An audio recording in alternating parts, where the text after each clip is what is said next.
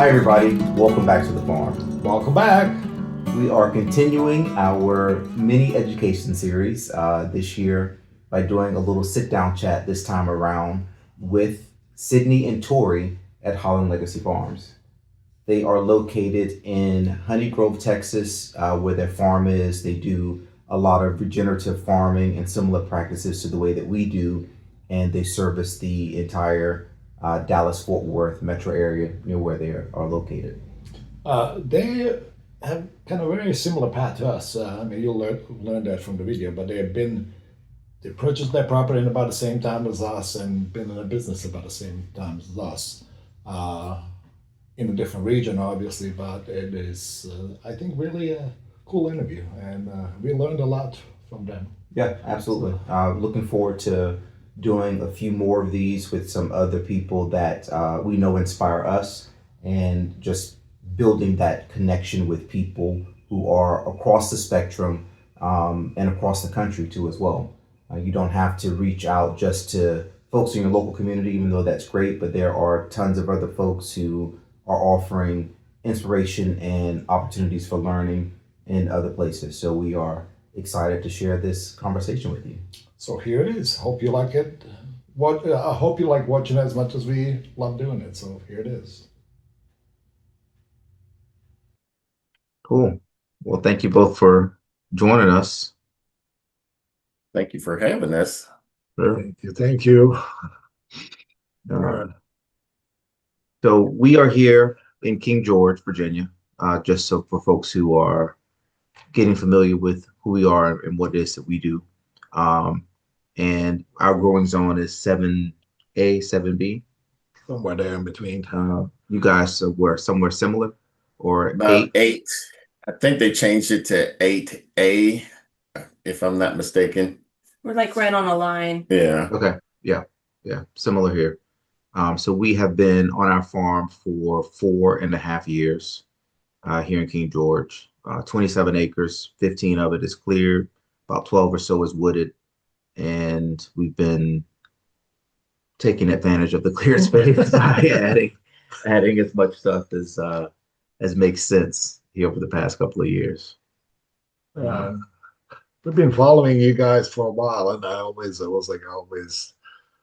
been wanting. I mean, Sidney and I talk about doing this for a while now, and I was like, watching your Facebook and seeing, I was like, we're doing so many similar things, and I just wanted to get perspectives from the other side of the United States, and then the challenges, and then all the fun stuff that comes with it. So We've been on our farm as long as you guys have had yours. Yeah. In May, it'll be Five years. Yeah. Yeah. Okay. April, May. Yeah. yeah, and how big is your farm? Just 6.5 acres. Yep. Everybody's always surprised on how much we're doing, what we're doing on our property and stuff. We have people that approach us with over 20 acres trying to find out how to make it profitable, and we're doing some profitability on our small scale. So let's take it from the beginning. How did you guys start farming? How did that come about? Who initiated? Who was the Well, as I was telling y'all earlier, I'm a frugal man. She's like to call it cheap. I like to spice it up and say I'm a frugal man. And so she would buy those little herb package from the grocery store, we're foodies. and she would forget about it. And you got to use it within 3 days. And so I got frustrated because those were at the time were probably like $4 or $5. I'm not sure how much they are now. We haven't bought anything like that from the store. But I went up to Google University and started learning how to keep those items like staying alive a lot longer and stuff like that. I'm trying to stretch my dollars out. And then one thing just led to another. She introduced me into spaghetti squash, and I was like, oh my God, this is amazing. And so we threw out the seeds out. And artichokes. I kind of already knew about artichokes, and didn't eat them the way that you had them from the Cheesecake Factory. Mm-hmm. And so we threw out some seeds. One thing just led to another. We were growing a lot of our vegetables and fruits from .17 acres out in the Dallas area, basically outgrew that area, that backyard garden. We would start sneaking things in our front garden to make because we couldn't really. They were saying that you couldn't really grow vegetables, so we was We did. growing medicinal stuff like we actually grew okra since that kind of looked like It flowered. yeah. Nobody knew. Mhm. And what else did we grow in the front yard? It was like a lot of herbal stuff, like calendula. Yeah, calendula and just different things of that nature. And then the world kind of stopped back in the end of 2019 and into going into 2020. People They would thought we were yeah. crazy before. Because before we wasn't really big on YouTube. We just accidentally got into YouTube because people was asking how we grow things and this and that. And then once the C word happened and everything, we just decided to just go big and No, go all home. of a sudden we weren't Yeah, we were the crazy. cool people. And then, we were trying to go to all these homesteading conferences and stuff like that. Just And learn. yeah, one of our friends out in Georgia, the Big Bear Homestead, they told us, don't go to the Homestead of America and all these. If you really want to learn about homestead, go to the Homesteading Life. I forgot what it was called. It's somewhere out in Missouri. We went there and just basically opened up our eyes. And then from there, we went from gardening into homesteading. And then that within less than a year, we got in touch with John Siskovich, and he was saying that APA, the American Pasture Poultry Production Association, or APA, was out here in Dallas, and we went into that. We went to that conference for one weekend, and it just opened up our eyes. And said we were like, instead of going to for homestead, we need to go to a business aspect of being a farm, and then just went from there. Yeah, and honestly, like it was good that we went to a lot of conferences and it challenged us because we were the oddballs in the group. And we just were able to network a lot. When you network with like-minded people and you start learning things, that's how we learned about John Siskovich. That's how we learned about other like actual places we could go or conferences that we would learn business stuff from. Yeah. And like when we went to the first APA conference, we had no idea how profitable different cuts were because, we like what we like as food people, but what people buy is not the same. Yeah, we learned how to butcher a chicken. It was like, oh, this is easy. So we was like, we're gonna get, raise up all these chickens, do whole chickens and sell them, make all this money. We was like, people don't know how to cook a whole chicken. I mean, or they're just too lazy to cook a whole chicken. So we was like, what in the world? And so we went to the APA conference. Like, oh yeah, chicken breast sells the main thing, tenderloin sells the main thing, and then so after that is like nobody likes wings, nobody likes drumstick. That's where the best flavor comes we're from. finding ways creatively and educationally, like going to the public, talking to them, and these farmers markets. Like we've been finding our clients, foodies. Yeah. And educating them how to actually cook these meals and stuff. Since we're the only ones that came from the homesteading aspect into this as a business minded, most people are going to homesteading. They go on homestead because of health reason, and that wasn't even That's not our thing. Yeah. Yeah. Or they were grew up that way, but we didn't. We were not raised. What was your background? For me, I went into after high school. I went into doing computer aided drafting design, and then I went into the military to the Air Force as a structural carpenter. And then you've been into the eye field. Been in the eye care field since '94, doing everything. So now my father's father, my grandfather, they did chickens, but not in the production way. They just basically, my dad was one of 11 kids, so they had to, be on the farm and doing things to basically raise themselves and feed themselves and stuff like that. Yeah, the closest thing for me is my granny and papa. They had a really like a 5-acre place with a huge garden, and they composted.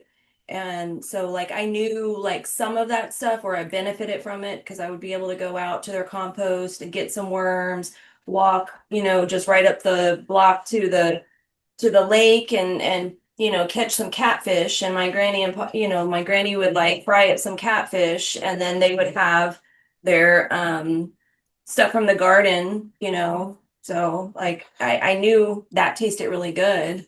Yeah. And being military brats, we lived in different parts of the world too, and were exposed to different food, different cultures. So that's actually how we reunited Yeah.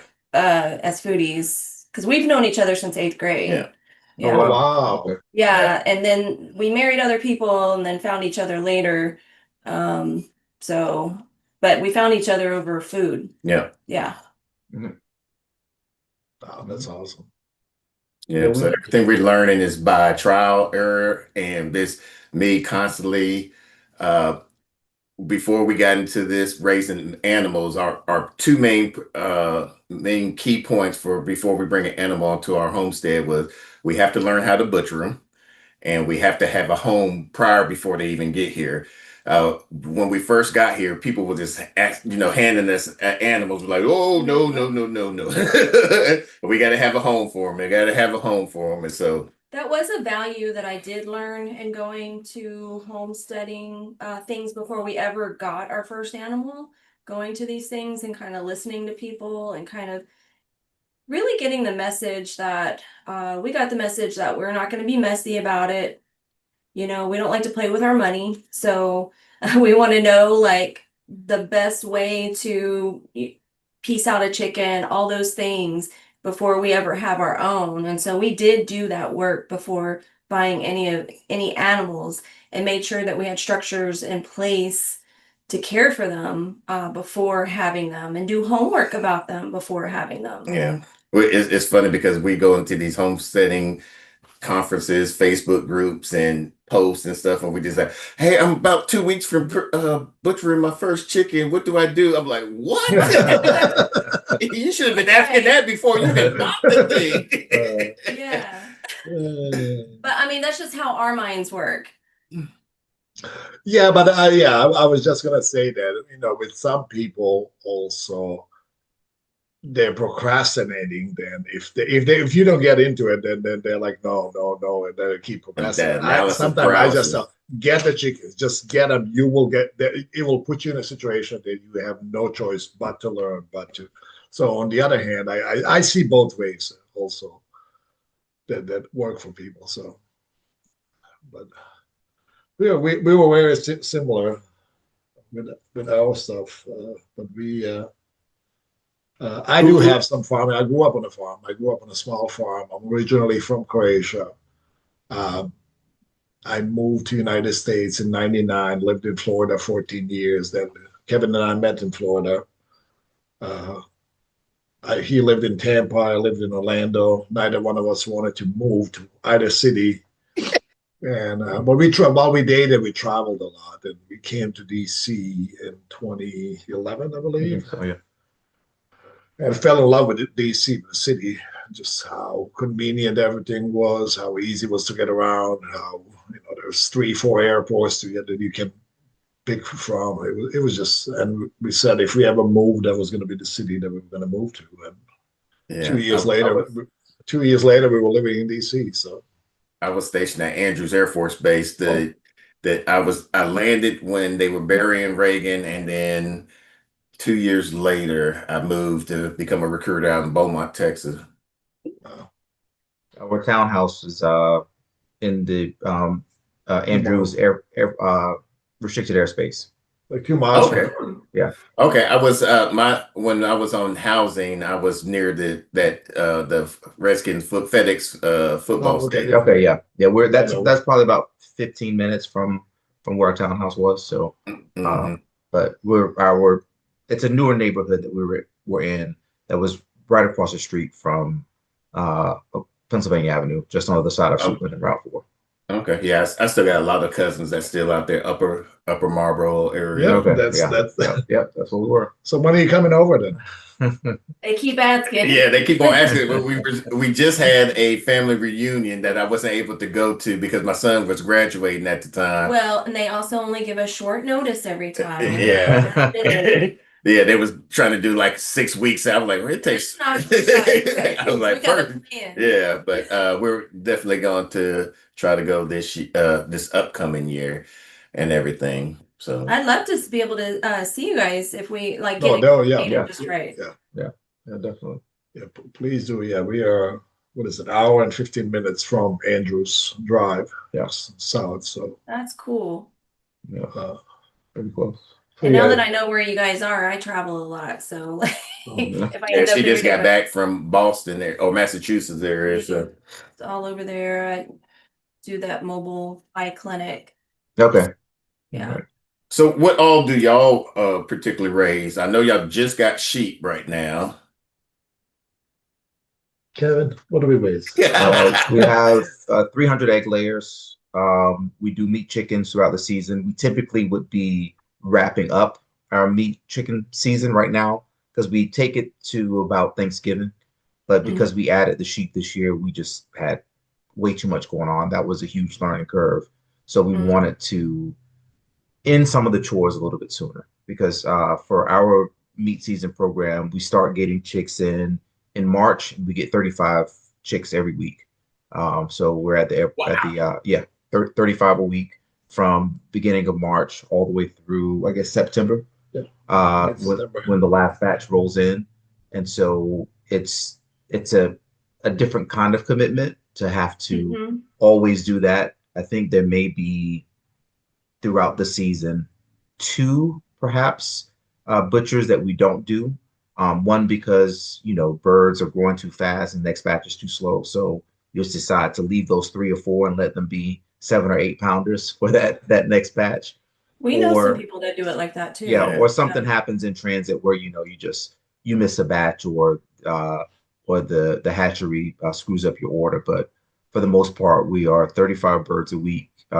We did our first big foray into it.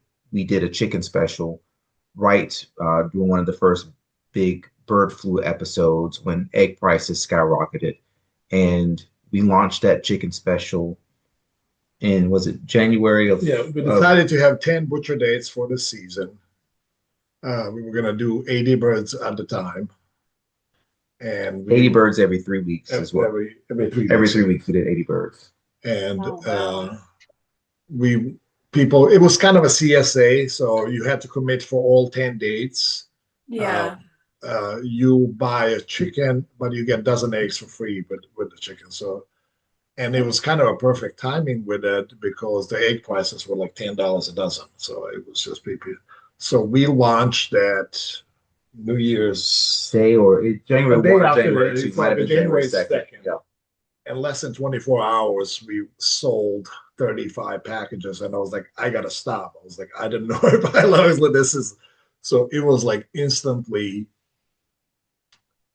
it showed us demand. Even prior to that, when we did year prior. Yeah, we did a small batch the first time around, not knowing what to expect, and decided, oh, we have these birds, we should sell them and see if people want them, and everybody wanted them, which is why we leaned into the 80 birds every 3 weeks, which was a lot. It was that was very demanding because we would process birds on a Thursday or no Friday.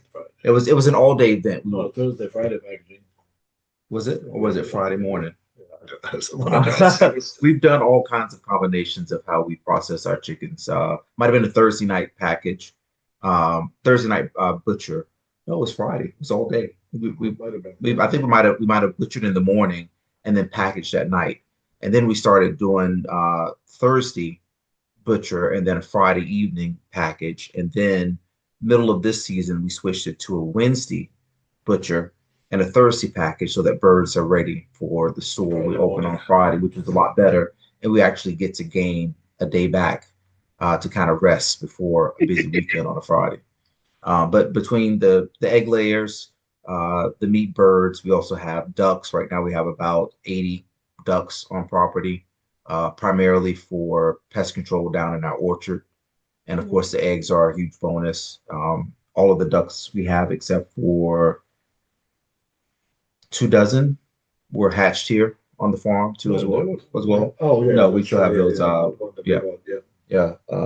And then we also have the sheep that we added this year, 5 dogs, some barn cats, guineas. We were up to 30 to 40 guineas at one point this year.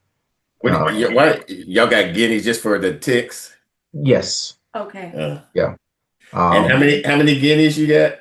We had probably 30 to 40 earlier this year, and then guineas have been very lucky on our farm for the first few years, and then in the last the last 6 months, Last year was a rough year. it was a rough year for the guinea population here. They started stuff started happening to them, so we've dwindled down now 13, I to think 13. yeah. So How many sheep? 30 sheep now. We have most of our girls are due to lamb this winter also too. And we only have one Our ram. stud just left. We have So do y'all got a ram with them or? we dragon. So originally we bought sheep from one guy. He didn't really manage Breeding.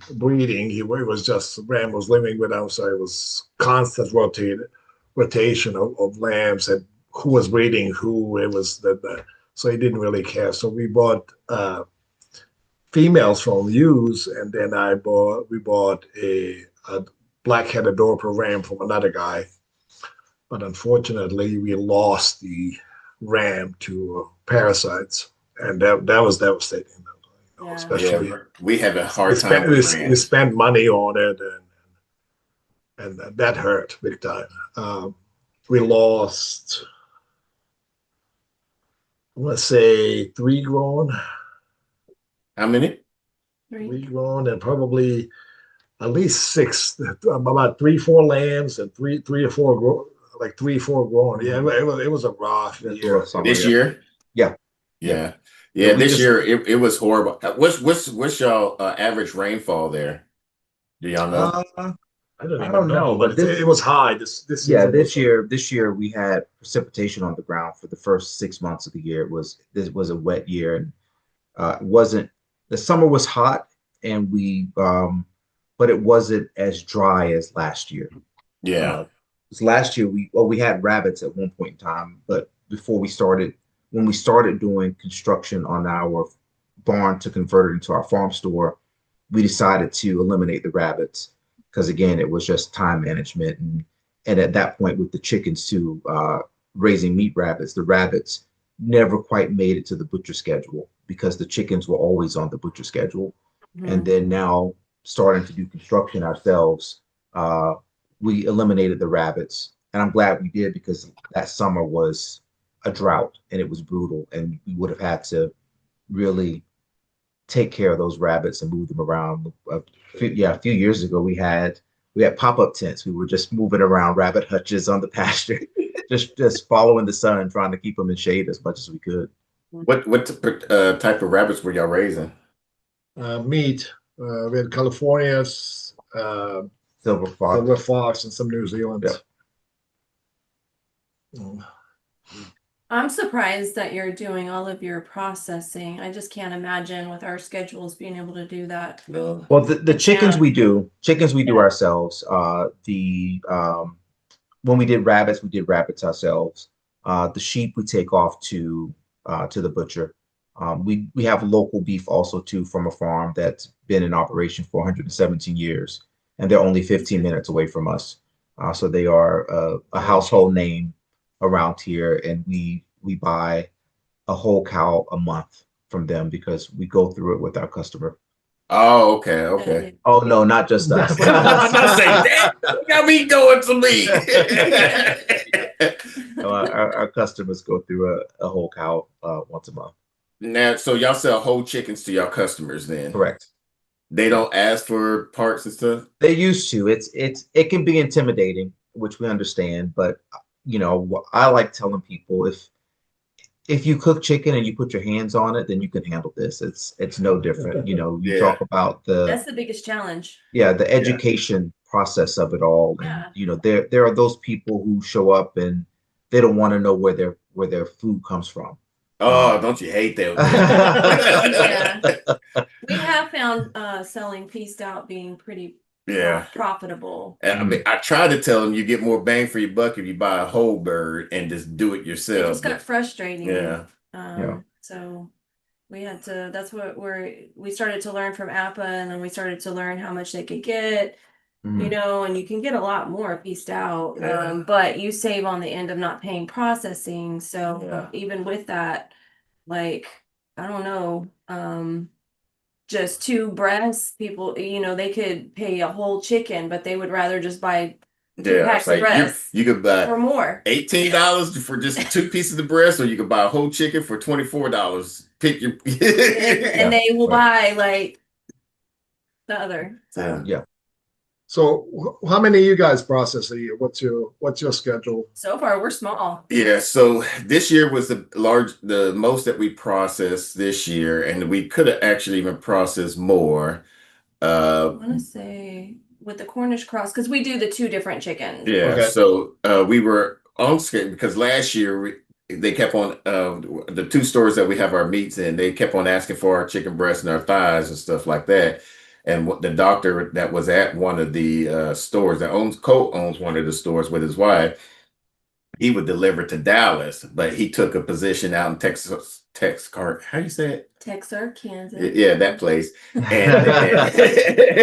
And but now he was doing it 2 to 3 times a month. Now he only does it 1 time a month. So The sales went down there, but we picked up, and like we're like killing it at the farmers market right now. we just came back from it, and what We got it another takes, what it takes a month from them, we basically did in Quadruple. 1 week, Yeah. 1 weekend. So Yeah. It's been a learning process. This to answer your question, we did so far, I believe, I want to say about 250 of the Cornish cross, I and thought it was 300 the Cornish cross. it could be wrong. How big I are know your at least batches? 250, but And on average before this year, we was probably doing 150 a year. Yeah. But this past year we did about 300 of the Cornish cross, and then of the American breast we did that one huge batch. So that was 100 of the huge batch, and we've done 2 other small, like 60 something. Yeah, one was 80, one was 60. This one that we're going to in 10 days is going to be 60. And then the one that we're going to be expanding our flock, that's 40, but probably half of those we're going to keep to expand our flock for next year for the restaurant. So we've been, like, introducing foodies. It's kind of like a foodie challenge. Oh, like, oh, you love chicken? Oh, let's try. Like, you have to typically like raise this chicken to ever taste it. And we're the only people that have it that I know of in Texas that has it pieced out legally to sell. Yeah. And you guys process it at the USA facility? Yeah. It's hard to find somebody though, because like we were having to go to a place that was like 2.5 hours away. 3 hours. 3 hours to have it done, and they would also grind it, and we'd have to go back and pick up the grind separate. But it's hard to find somebody that will process a chicken over 10 weeks, and we typically go like 14 to 16 weeks on that bird, and it's really hard to find a processor to do it in that age group. Yeah, this one now they agreed to do it Finally. for a higher price. I said I'll pay for the higher price and then traveling 3 hours there and 3 hours back. So yeah, we value our time. It's money. Yeah. I always say that time is the most expensive thing that we don't have around here. You always want more of. Never have enough. And land, you sell your land too, right? Yes, our process for our lamb and pork is they're literally under 30 minutes away from us. So, and we're on a text message, phone conversation if anything goes wrong. Work with us. Yeah, well, we told them about the lamb bacon, because we went to a Dallas farmers market that butchered there, and we saw lamb bacon. We was like, we didn't. What in the world? And so he took us back there. Oh yeah, you do this, this, and this, and this. So we told our processor, hey, can you do lamb? We want this big old ram. We want to do a lamb bacon. And so they had to do this whole hazmat type stuff, get with the USDA to do all that. And they came back and it was so good. Love lamb bacon. I didn't know it existed though, but he took the time to Educate us. because they were veterans, so Yeah. they were like, you know. And how many heads of sheep you guys have?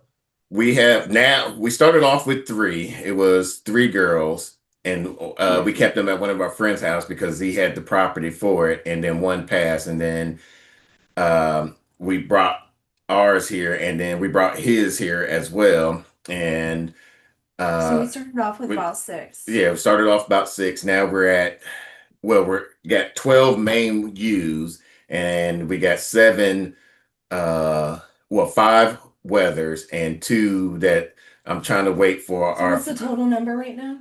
I want to say 19. Right now, because we Yeah. were at 20 something. We at the beginning of the year we had like 30 something lambs, 30 something sheep on pasture and stuff.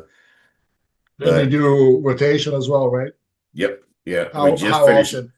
often? We do about every 3 days, every 3 to 4 days.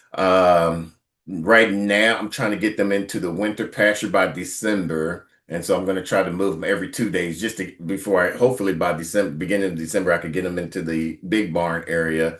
And we're going to start this from December through April. I'm going to just have to do this hay right now because all the grass is pretty much dead and it's not probably palatable or very high nutrition for them. So Yeah. This was the first year that we saved a lot of gas on our 0 turn. yeah. Because it was just like, they were just our mowers. Yeah, so we're doing a rotation. We're starting the rotation. Well, I need to oversee next week because we're supposed to get some rain. If y'all ever do overseeding of your pasture, do it. Especially now that you got sheep and meat birds and everything, because it will add extra month and a half of grazing, at least a month of grazing, extra time that you can put your animals onto the pasture and stuff. Yeah, just this past year was our first time overseeding, and we're very thankful that we did it. Yeah. We because we do so many broilers, so we have 5. We have 5 tractors. We have Salatin style tractors. Okay, that was going to be my next question on that. Yeah, we do 8x8. So I opt out to do 8x8 because it doesn't require any bracing inside. And it's perfect. You can do 40 birds in it, but it gets crowded when it's when you're in a week 6 and 7. Last 2 weeks gets a little rough. So 35 is kind of a really good number for 8x8. 30 to 35 is really perfect. We used to move them twice a day, and we would come back eventually to the same pasture twice a year. And I'm like, well, it's basically the same thing. And we see it. It's now. So very last week we would move one twice a day. Everybody else gets moved once a day, and it's usually evening move, so that way they don't sleep in their own manure. And it worked out really good. Yeah, their paws were their feet were still clean and everything, so we weren't they weren't wasn't any negative to cutting back on the extra labor, and it bought us back some time for chores, especially with so many animals as you get more and more on the farm. Yeah, so we usually have three batches in the brooder, five of them out in the pasture, and that constantly rotates. We butcher on Thursday with new chicks coming either Thursday or Friday, so that's just a constant rotation. But we do, like Kevin said, we process ourselves and package them whole, and we got really efficient at it. We can knock down probably an hour and a half. We'll do 30 birds. And then we leave them, like Kevin mentioned earlier, we leave them overnight on the ice, and the next day we package them, and that takes another 45 minutes and done. And that definitely saves us money. I mean, I've looked at it, to me, it's a lot, $4 or $5 a bird paying. I don't like losing that. Like I don't know that I don't have. Then you have to take into account for us here how far is the butcher that I have to take it to. That adds another more time. But the difference between us is that I'm full time on the farm. This is my full time job, and that changes a lot. And you guys, you will see that, I'm sure. Yeah, once you guys get there. But I was going to say about the pasture. We noticed that. I mean, the grass is just insane. The difference. We have a corner of the furthest what is that, the northeast corner of our pasture that it is probably a good 1,000 feet from closest water source, and we haven't been able to get the chickens there because just it's I'm not dragging 1,000 feet of hose. But we Oh, have, but that's easy. done That's it. what We've done 7. or 800. We've done, but that last 200 is a no. yeah, yeah. That's all we've been doing is just dragging 100-foot long hoses, connecting deep, connecting this. We keep saying that we're gonna have, like do like some water lines and Yeah, stuff. we got a grant for it. I just now that it's slowing down for us, I can actually possibly start this hopefully next month. Making the time. Yeah. We just added, we built a sheep shed in the middle of the pasture so that it's kind of centrally located for our big pasture, and we added the water to it. We're planning to do something like that actually. And there was first of all, there was no loss of pressure that I was blown away. It's like 400, was it 450? 450 feet from our closest hydrant. I thought I was definitely losing I mean, the 500 feet of regular hose, it's like barely coming out. It was just like it would take forever to refresh the waters. Yeah. But now I was blown away when I opened the hydrant. It was just perfectly. And I was looking into renting. I was going to do it myself, renting the trench saw, whatever it's called. It is $350, at least here, $350 to $400 a day to rent it. Then you have to do it yourself. And luckily, we have friends that owns excavator, and he dug that trench for I don't know what even I think it was like $250 that he. And Yeah, I paid because paid most another 100 for them to bury it, and I paid basically less than I would have paid to rent it.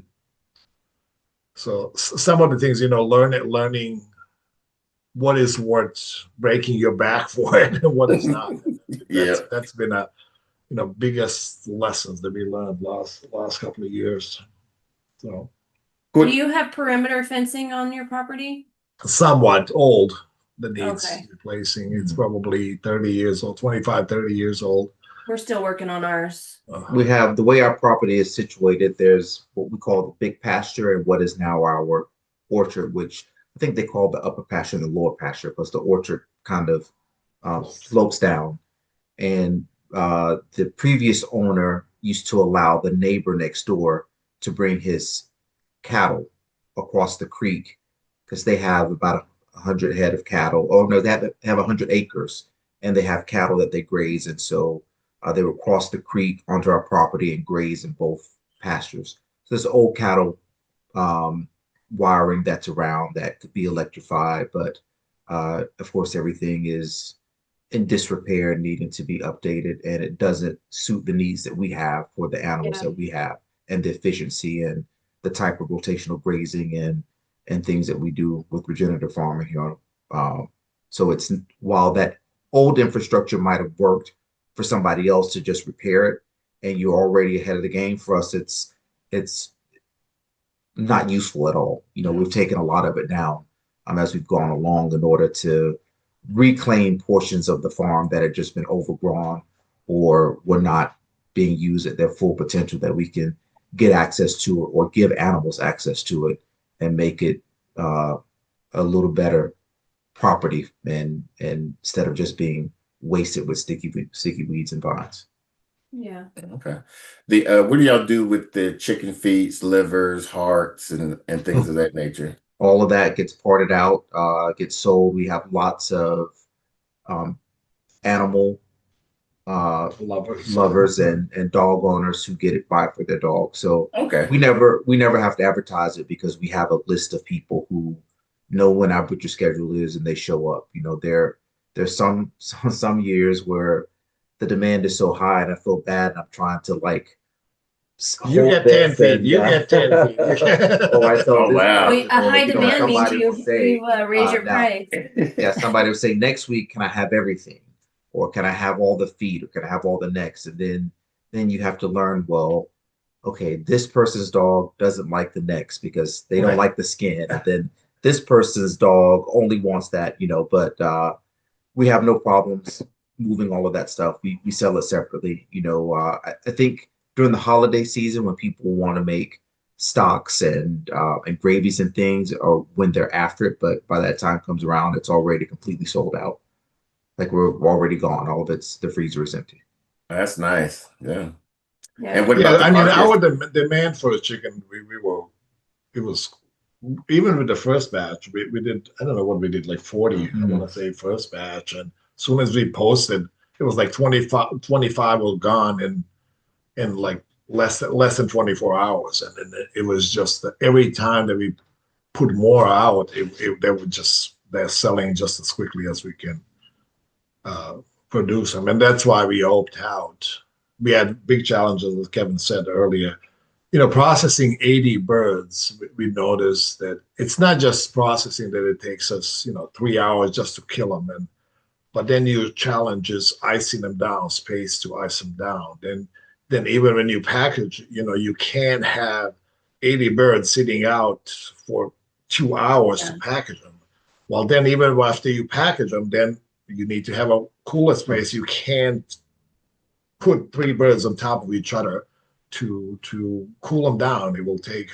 So those were the old challenges that we were like, oh no, we got to go down to 35 birds. And once we did 35 birds, and just, I mean, yes, we're doing it every week, but it's commitment maybe 2 hours every week, and we have fresh chicken in our store every weekend from May through basically November, and people love that. And I used to call it refrigerator row. If somebody had a free refrigerator, we grabbed it, like because we needed it. We needed the refrigerator space, and it's just we had probably 6 or 7 refrigerators just lined up on the wall that were just full of chicken and just to keep the storage system going because we didn't at that point we didn't have the space for it, and we were constantly trying to make sure that we had a place to put the birds that were uh, out fresh, going out the door that week. And then we had those giant batches. Also, too, trying to separate out the ones that were pre-sold for people who were showing up to pick up their birds. If people were out of town, then they went right into the freezer, and sometimes birds would stack up, and somebody would show up, and here's your 3 birds because you haven't been here for the last pickup. So that was also too a challenge, just managing space when you had people not coming to pick up their stuff when you constantly have new animals coming in, hitting the butcher schedule and needing that space to store. Yeah. So I know for us, it's like a constant pivot, like learning from something, pivoting, trying to make it better. And it sounds like going from, for you guys, the 80 birds to the 35, it was like a pivot thing. What would you say your challenges are right now? I say sheep. Sheep are I call it a learning curve. This I would say also too, I keep saying has been the most physically demanding year on the farm. Even last year, having done actual construction on the um, the barn to store renovation, I felt like that was a lot easier because this year, this year has been a lot of outside stuff. I mean, we have literally chased those sheep all over this farm in the rain, on our anniversary. I'm like, if that doesn't tell you you love somebody, chasing sheep in the rain on your wedding anniversary, like all of that stuff. It's just uh it was this dance of, I guess, getting them used to their new home, getting them used to us, getting them used to Yeah. the routine, the fencing, the farm that they came from. They had access to a shelter every night, and so they see these barns, and that's where they wanted to go. And we want them to sleep outside under the moon and the stars. They didn't want any of that stuff. So figuring out that system, figuring out uh, where they wanted to be, because before we got sheep, when we first started our sheep journey, we thought we had the perfect place for them. We had an old shed that was a go-kart storage that we tore the walls off, built this great place for the sheep. We had this grass, and along come the scammers, and we think that sheep are showing up, and then they never do. So that was a huge disappointment. And when we got the flock that we have now, we put them down there occasionally, especially when it got hot because they had great access to shade. And the sheep didn't like that space. They were constantly getting out. And I think also too, learning to listen to the animals. Like you have to learn to listen to your customers. Sometimes what you think the animals want isn't what they want. And that's been the case with our sheep. We have this great grass in our orchard and around our orchard, but whenever they're there, they cause us the greatest amount of trouble. And so we just keep them in the big pasture now, and they're completely happy and satisfied. They love that grass. They don't mind sleeping outside. Uh, Learning to listen to the animals and not forcing something on them when they're showing you and telling you this is what they want instead has been one of the big learning lessons this year. And I think it's still because we haven't gotten all the infrastructure there yet with our sheep fencing. Once we get that done, it will get even better. Now they know. I mean, they follow us anyways. They were always a friendly herd when we got them, which is one of the reasons that we love them so much to begin with. And if they see you coming, they talk to you and they'll follow you. It doesn't take a whole lot to pin them in now while we get the new fence situated. So that's I been mean, there are times that I would just let them out in the pasture till I relocate the fence and put them back like that. There. I'm almost there to doing that once we get our perimeter fence We- done. Busy road. So it's kind of like frightening. And we had a traumatic experience happen on New Year's I almost quit the whole stuff. because some fireworks went off and we had I want to say like 3 skittish out of all of our sheep that actually like got out of the fence. So and they follow each other, and so we lost like all of our sheep that evening. We lost the Oh yeah, I remember. I remember the yeah, fence. 11 pregnant sheep and They five pregnant. young sheep, you sheep, and I was like, oh my god, 1 o'clock in the morning. We were like, oh, what in the He world? was literally like, I quit. Like I was about to like, you know what? I'm done. That's because he loves the sheep. Like this is well, his thing. it was 11 pregnant ewes, and that's right there is like money. I mean, it was He probably was- like 5, 8,000 we were planning to Mhm. possibly sell or use their But meat we were for. blessed that sheep also don't go too far, Yeah. and Luckily, neighbors. Luckily, they was about less than a mile away in a corral, a cattle corral, was eating somebody's cow hay there. So we just closed the gate, and our friends got They their showed up with a trailer. trailer. Ugh. Yeah. So Are you guys do you guys vaccinate your sheep? Mm-mm. No. Well, nothing. Well, we don't do an annual vaccination of everybody. If they get sick, that's when we quarantine them and make and them better. we'll treat them and get them better. But I just went through a fecal class and everything, and I got my microscope, I got my solution, and now I'm going to be learning to take some of the fecal matters with some of the ones that because you can't really go by Fermantia scores, or you got to go by the fecal matter because all of them have some type of egg parasites in their feces and stuff like that. But I'm going to try this one method. There's been this rave or this little thing that's been going. I forgot the name of this YouTube guy, but he's been putting a lye with some what was that? 1 cup of lye with 2 gallons of water with some type of mixture he did, and it basically got rid of all the parasites in the animals and stuff like that. So hopefully, if I just do that one time per quarter, whatever like that, and then continually rotating them, that'll be great. Especially during the once I put them in our sacrifice pasture area. That's my main concern. The learning curve that we've had is the frequency of moving them, how important that is, along with having like our sheep shawl with the mineral bar.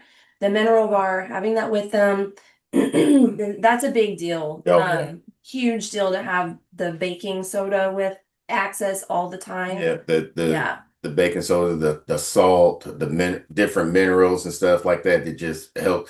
Because we had one sheep, I don't think it was getting the right minerals, and so I gave it. I did our soil test, and then I gave it the minerals that felt that was going to help with their coat, because we do a lot of hair sheet, the sulfur, the boron, Selenium. selenium. We're deficient. I think probably half of the soil. world is deficient in the selenium.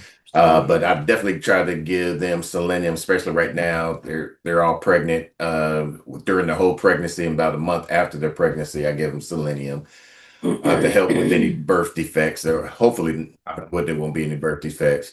But this just helps get their bones and their coat nice and good, because the one sheep we had, it was all matted up. She looked like a Rastafari, and her coat was just so nappy. So we had all of them sheared, and now her coat looks nice and healthy and stuff like that. And so it's just a good regimen of minerals that we give them on a constant And we basis. see too, like for us, and part of it is our size, that we're working on.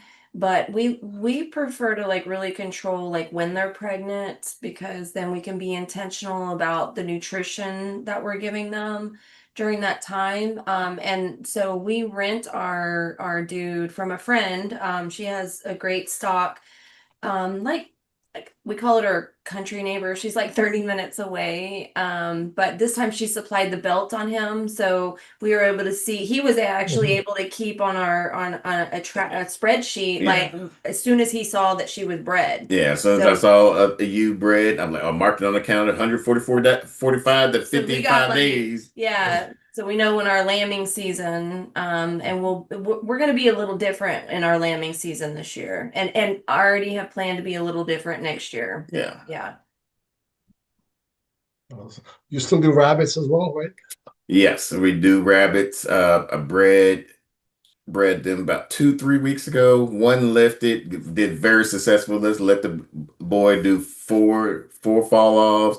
The other two, I was surprised with the one. She's a veteran. She bred very easily last year, but she wouldn't lift this year. So I'm gonna try the apricot.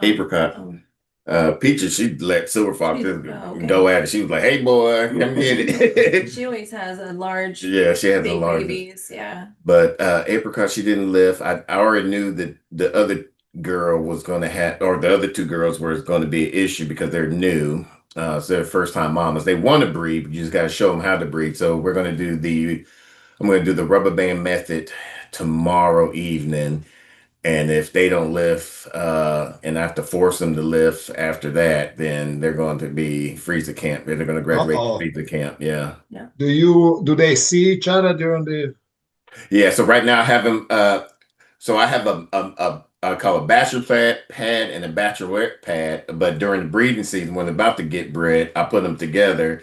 Who I want to mate with, cages near each other, and then I put apple cider vinegar in their water, and to kind of help get them kind of in the mood, whatever, like that. And then bring the girls over. Yeah, then I put the girls. Yeah, our challenge with rabbits was always those that lived right next to, because we had a row of cages. I had bucks on the ends and does in the middle, so we had 2 bucks, 4 does, and we would breed 2 at a time, alternate. But it was always the does that were right next to the buck that I would have a hard time breeding them. I would have Oh, really? I would have to separate them for a couple of days. They don't see each other, and then you. Oh, interesting. Yeah, last year when I did that, all the girls took right to the board. I was like, oh, let me try it again this year, and the 2 new ones wouldn't do. I was like, oh, okay. What do you guys do with rabbit meat? Do you just for yourself, or you sell it? Both. We do the rabbit meat for ourselves. We sell the rabbit meat, and then we sell the litters off as well. And then people will get breeding group. So we're, like it. I know that it doesn't matter, like if like there's a little bit, but some people are bothered by it. So we offer, and we keep track from the tattoos in their ears for the people that are kind of weird about that. So we do it that way so that the people that want to buy like breeding trios, they know who the mom and dad is. So. Yeah. And then we use their buy parts, their ears, the feet, their livers, heart, as dehydrate and sell as dog treats. You raise your grow-outs out to the pasture and the tractors, or they? Yep. And how do you find the meat? How does it move? compared to the. It moves slower. It does better with the pet treats than anything. Yeah. Yeah. I think right now they're more profitable for the pet treats Yeah. than anything. And then we like eating it. We have some customers that have are starting to the customers that like rabbit are starting to realize like how expensive it is at the store, and we have a fair price for a whole. So Yeah, but I think next year might be our last year into the rabbits because after reading Gabe Brown's book, I want to kind of do his model where from between November to March, we're just the farm yeah, is shut down. Well, not really shut down, but I want a party. yeah. Okay, I want a vacation. But I just want to be able to. We want to take the time off, travel, be with family and I stuff mean, like my that. son's in Seattle, and my daughter's in Hawaii. Like, I have really cool places to go. And when you're tied to the farm, like, Yeah. So next year might be our last year with the rabbits because we only could breed the rabbit. We don't have a climate control area for them to breed in, and so we always have to breed them during the fall. And just when our farm is going to so this is rest, the first time I'm hearing about I this. And know. I'm just excited because I have been like, I'm so excited now. Hmm, I love it. now I know. Turkeys? You guys do turkeys? We're not going to do turkeys, but we are going to. The same friend that gives us the ram lamb, her turkey just won at the Texas State Fair, Yeah, Oh the wow. genetics, and she's going to be raising our turkeys for us. and we met her at APA, so she's all about regenerative pasture, and that's what she does. But she's not like on the sell end like us, or like Basically a provider for farmers. So yeah. Mhm. so we got some of her ewes from her.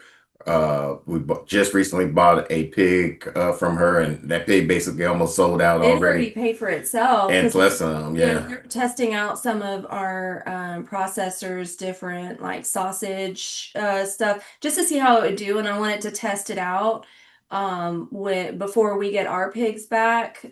We did a test breakfast box. Like nobody could get the bacon unless they also bought eggs and the sausage patties, and it sold out. Yeah, on the first day. Yeah, Or first weekend, I should say. first weekend we sold out. Yeah. Yep.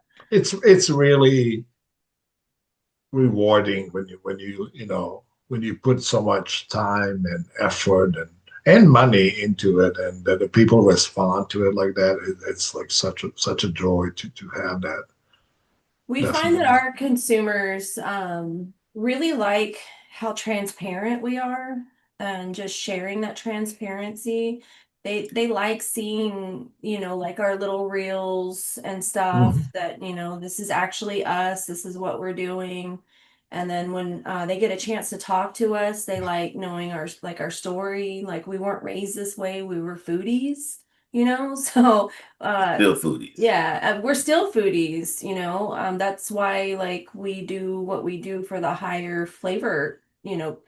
index. And we, talk to them about that. And so the people that are home chefs are really interested in buying our products. I laugh because just today I'm in the store working, and some first timers come to the farm, and the guy comes in. He's so excited. He goes, "So what do we do? Do we just go out there and pick our own stuff?" It's like, no, no. It's like, no. This is 2025. We have it all right here for you already on the shelves. That's cute. For a minute, we enjoyed actually teaching butchering classes. We did that for a little while, but Have y'all ever thought about doing that? Oh yeah, We've done it. We've We've done done Okay. it. Yeah. yeah, my like I feel like we decided that we don't like that. I mean, I like teaching people, don't get me wrong, but they're not as particular about the appearance as we are. So, like they got to leave with the chicken that they Mhm. did. But yeah, we're super picky about the appearance of the meat. Yeah. So, What we've leaned into a lot more lately is partnerships with the Virginia Cooperative Extension, with Virginia State University and Virginia Tech, and Okay. their ag agents like to come here and host classes and things here because they look at us kind of as a one-stop shop. We have a farm store on property for people who are interested in agritourism. We grow food here. We have an orchard. We have the chickens. We have the ducks. We have the sheep. We just added the high tunnel that was just finished yesterday. So there are all of these talking points that people can get by coming here. And we, beginning of the year, this year we hosted a orchard pruning class for beginners, and we're already on the Nice. schedule to host that again at our orchard next year. And people travel 3 hours away just to come to this Beginner. beginning homesteader. Yeah. And we had a beginning homesteader tour that we did in October, also too, through them. And there, it's surprising the lack of resources in person that people have, and just how thirsty people are to hear from somebody who's doing something that they're doing, Or or want to, to do it. yeah. It was the sweetest compliment to me. Like I enjoy teaching people, but it was the sweetest compliment, to learn, like even for some of like, for example, our American breast line, there's people that have driven like 5 hours Mhm. just to get, like they're starting little Yeah, kids starting with flock and stuff like that, or come to get their eggs, or or processing, yeah, yeah, for processing classes. class for Yeah. it and stuff. Because we, like processing Cornish cross, like we've done those classes, but we had, American, a heritage, which is totally a different experience, Mhm. by the way. So I mean, we've had it, I did enjoy that, but again, it's like a time resource. Mhm. Yeah. Yeah. How big is y'all farm store? 50 by 50. It's nice. Yeah, it's been a farm store was always our goal. When we were looking for the property, we wanted to have infrastructure that will allow us to have a store. We wanted to be close to the road. Um, if you remember the area that you lived in, 301, we are right on 301. If you, I don't know if you remember that much living in the area. Uh, Having water on the property, that was a big pasture to wooded ratio. That was big, and we kind of scored everything. Literally everything on our checklist was on this property, including the two massive barns. One is 50 feet long, 100 wide, 150 feet long, and the Oh, second one wow. is 50 by 100 with Nice. concrete floor. So outside of it, it was a little rough shape, but roof is good and a fairly decent shape. But yeah, we got lucky with the property. That was definitely pure luck. Yeah. Being picky paid out. I mean, Yeah. because no, definitely. I always tell people that I've seen people rush into properties, and you know, you have to have a plan going into this. What do you want from your property? What is your goal with your farm? What are you trying to do? Um, if for us was always goal to have a store on the farm, and I can't be at the end of the beaten path somewhere that it's 3 miles down the or 5 miles down the dirt road. Like nobody's gonna. Yeah, people are gonna come down a couple times, or if they have to pass two food lines and a Walmart to get to your eggs, they're gonna do it a couple times, and after that, no, it's just not. You have to be convenient for people to Yeah. get to. Whether you choose to do a farmer's market or do it at your store, but you gotta be. So that has to be the choice that you foresee before you purchasing your property. What do you want to do with it? A farm store has been a dream of ours. Um, but it's been, one of those things, and I wish that we would have had like as much vision as you did getting your property. I know when we were looking for ours, we thought we were going to be, market gardeners. We Mhm. didn't have the animal vision. That is an accident. And now that we have, figured out that we're really great meat producers, we're, learning how to be as profitable and efficient in the space that we're working with. And it's constantly changed for us. Like what we thought something was going to be, it's been something else. And I know like he wanted us to get like 2 acres, and I was like, no, 10. And then, like, because I was, like I said, we were in. he was like, I can grow on 2 acres. We could, but I was like, I wasn't thinking animals. That was not our thing, and Yeah, it just happened that way. seriously, Now I'm like, this I is an need accident. 20.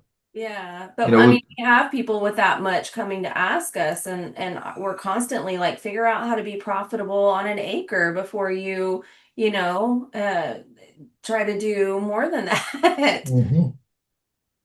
yeah, accessibility and consistency with the customers has always been the thing that we've had also to going for us, because especially now, there as more people are interested into self-sustainment and homesteading, there are lots of farm stands that pop up in our community, and we always tell people like nobody's anybody's competition. You're your own competition, but the ones that thrive and do better are the ones that are constantly out there and promoting themselves. And I know that if I'm going to drive down your road on a Saturday morning at 8 a.m., you're going to have fresh baked goods there for me.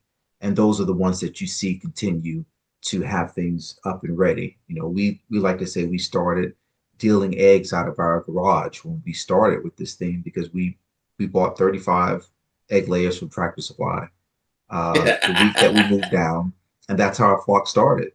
And we started selling those eggs literally out of the garage. People would show up. Can I get 2 dozen? It's like, and we went from that to pop-up tents right at the end of our driveway, right in front of where our garden was. And you can pull up, and if I'm out of tomatoes, I say, hold on, let me run and get you some. And I turn around and they see you walk into the garden and pull tomatoes off the vine and then put it in a bag for them and put it on a scale. Like, where can you get that? At some point, it almost felt like being a pharmacist, where somebody comes and they come to pick up their medicine. That's how I felt with food. And I was amazed the first growing season here, just how much food people can grow to share with so many other people. It's amazing. And I don't think enough people lean into that what if it works out mentality of things. And that's kind of how we think about stuff. And we don't wait because, oh, we didn't expect to do that. Dragon talks about the farm store always having been a part of the plan. And, it was in the 5-year plan and it happened in the first 3 years. We didn't say, well, it's not supposed to happen now. When the universe brings us something, we say, well, I guess this is the time. We don't say, oh, I'm not ready for it, because you're never going to be ready for it.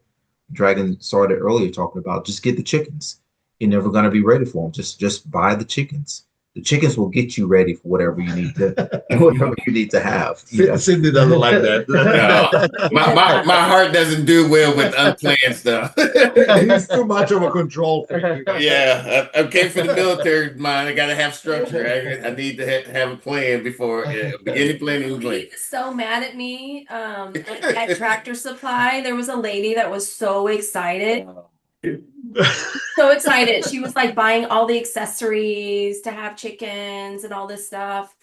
And then I'm just standing over there. I'm minding my own business, right? And she says, do you have chickens? And I was like, yeah.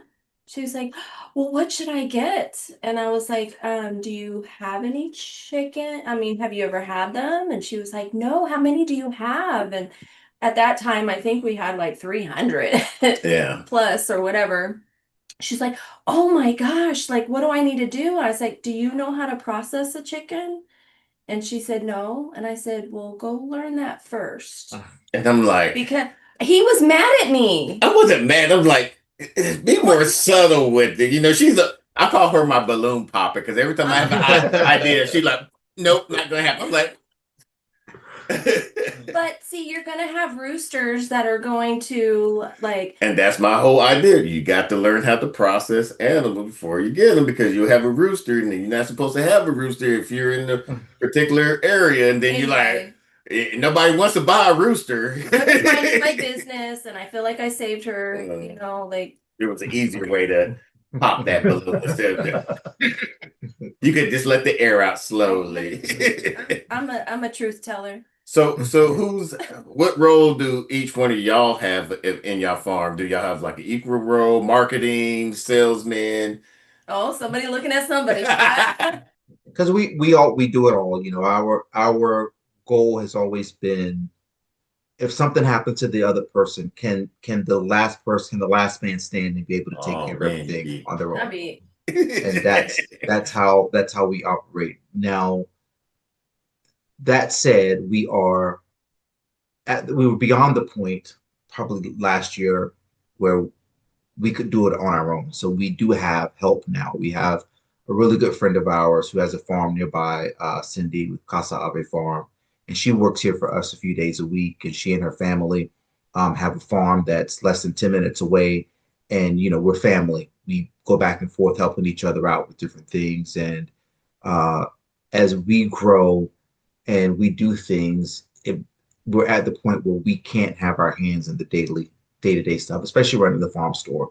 We can't be there interacting with customers every day in order to do all these other things, make sure the greenhouse gets up, that the sheep are being rotated. I always say that this is our home first. Second, it's a farm. Animals came next, and third, it's a store where the public is invited, and that's how I look at it, and where our energy goes. You know, the animals and their welfare and safety and everything comes above the retail that we do here. But when it comes to doing everything, of course, there are things that I don't like to do. There are things that he doesn't like to do, but there are things that we both have to do.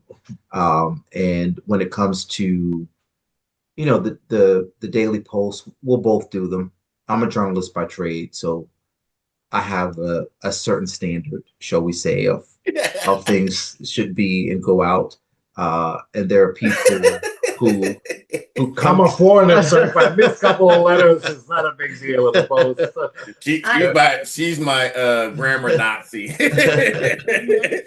You know, I lean into the long format stuff. So all the YouTube vlogs and things, that's me. All of the TikToks and stuff, that's all Dragon. Um, you know, animal wise, I've never dealt with large animals in my life. I've never processed a chicken before. I grew up, uh, my dad had a lawn service business, so I'm used to being outside dealing with that type of environment. But when it came to livestock on a farm, it was all foreign to me. This was not on my bingo card, but uh, processing a chicken, every week when we're there, I always think, oh, I could do this full time because you know there are those moments where the time goes by and sometimes friends join us and what our friend Alexis, I call her the angel of death because she's never on YouTube or on camera or anything, and nobody has ever seen her, but we talk about her all the time. But you know, having friends who come and walk along with you with all of those things make those some of those dreaded things, you start to look forward to them every week. That become this, it might seem like a tedious task, like being on an assembly line, but it's really not that dreadful. The one thing that I absolutely hate doing. It's going to be a good one.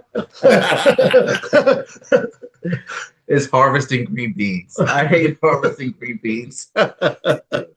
Harvesting what? Green beans. Oh, green Green beans. beans. Yeah, my granny and papa, that was not my favorite thing helping them with as a kid.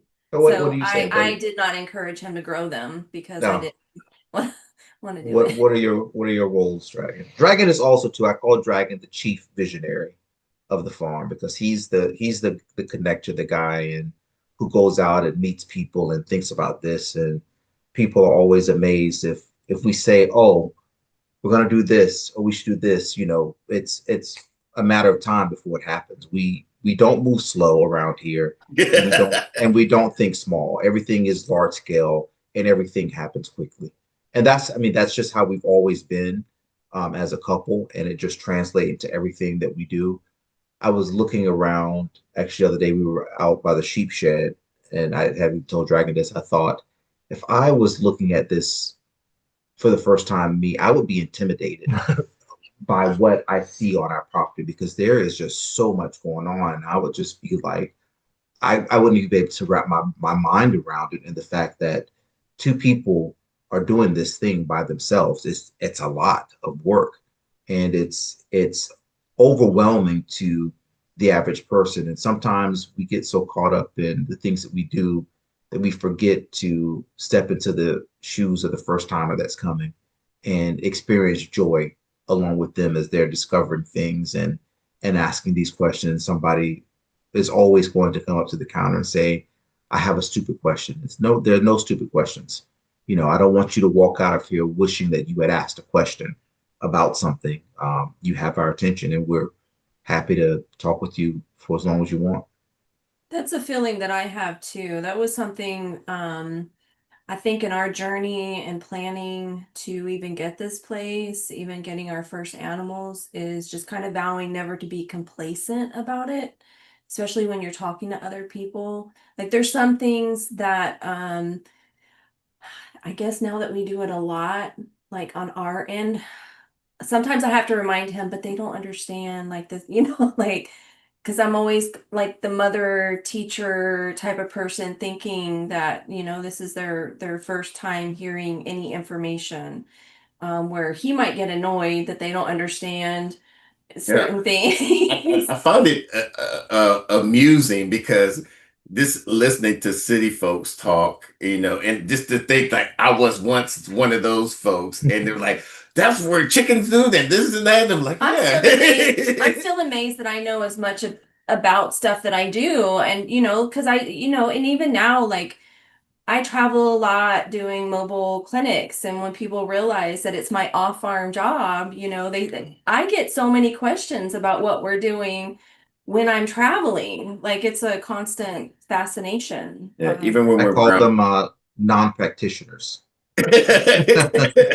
Yeah, it's funny because every time we're around our family friends, they ask us like there's like silly, I wouldn't say silly questions, but just questions about different things. And you don't have to have a dog this. I'm like, no, because we're on a busy road and we keep roosters with ours, so we don't have to really worry about aerial predators and this and that. And we keep our fence super hot that we've seen dogs and cat just Yeah, bounce. there's been because we're in an area where dogs get dropped and all of that, but we've seen that like they get traumatized popping themselves because we keep our fences really hot. Sometimes a little bit too hot when I'm trying to hop How over do, the how do fence. how do you keep it so hot with the solar charger? I'm yet to get there. I know you keep on asking me. I was like, "You doing that on two fences? Got it that hot?" I was like, "Yeah." The Gallagher technology is amazing. So they have something in their solarizer that keep that battery supercharged, and then the netting on that. I mean, We have to keep, no, one thing, we keep like when we move them, we make sure that the grass is really low Mhm. for the contact. And also the rod, we pound a rod into the ground. And I mean, and just that, and just keeping it really tight, like yeah. that does it. Like any slack, like any like drag, and if the fence is lopped in a way that it's making contact with high grass, it's taking that energy. So Mhm. I'll even like tighten the corners and just have it as tight as possible. Yeah, but the sheet netting, it minimum it is at least four and a half, five, and the pig netting that wire, Ooh, that was like seven, no, between 6 and nine. it's been about between 8 and 10 and stuff, and it's only on most of the sheep and the pig. We keep on a point 0.3 joule system from Gallagher. The chickens, I think they're on a point I 0.1. would like to do I mean, we've kind of talked about this. I kind of, now that we've learned our property a little bit more, I would like to set up some type of permanent, now that we know like where the water settle, and all that stuff. We've learned our property. It takes a while, that we could set up some type of permanent structures for our rotation, because it is time consuming. I'm over that part. Like I'm over the time consuming fence moving. It's 30 minutes. It's getting annoying. Whatever. I would like to just like, now that we I know. keep on telling her, you don't have to do it. I'll do it. I don't mind doing it. Okay, yeah. So he does that now because I don't. Yeah. But I go and help. Yeah, she does. I love it. How long are we keeping this? I don't even know how long. Oh. Over now. Oh, The, it's not bad. It's not bad. So do y'all have a website, or y'all just basically sell by word of mouth? No, it's all store. I'm holding off to a website because I have a hard time keeping up with the store demand, to be honest with you. We make our own jams. I pickle some stuff. We make marinara sauce. What else we make? I bake every now and then. I do some of that. Sourdoughs or No. I do sweets most. okay. I make tiramisu. Well, that's no bake, but I did cinnamon rolls this morning. Um, but I can we have a pretty good following, online following, and people constantly ask us. It is just I cannot. Our store is kind of our main bread and butter, and I cannot for the amount that I produce of jams. We barely make it through the hot season usually it's right by but once we hit March and I'm waiting for all right what's next, what's going to come up next, and I can usually I make extra apple butter so we can at least have apple butter all the way through April once strawberries start coming in so we can start making something else. But we have plans on building a commercial kitchen on the property That's what I'm about to ask you next. Yeah. that will allow us to increase our production. And That'd be great. part of that building will also be the processing facility for chickens. So we can good. go up to 20,000.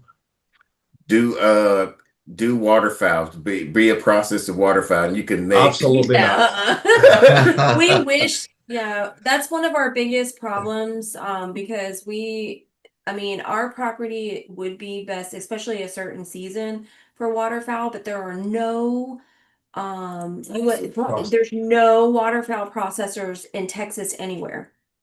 So sounds like great business idea for you guys. no, we're trying to get somebody else to do it. Yeah. No, I mean I've done our process of it. It takes me half an hour to process the duck, and it takes me 5-6 minutes to process a chicken. Mm-hmm. I cannot charge 6 times more for a duck. Yeah. There's just no way. It just financially doesn't make sense. I'm okay with just selling their eggs. I'm okay with that. I jokingly I talked to our processor that does our pigs and our sheep, and I was like, y'all need to talk to one of your friends, get one of your friends on waterfowl processing. And she actually she made a good point.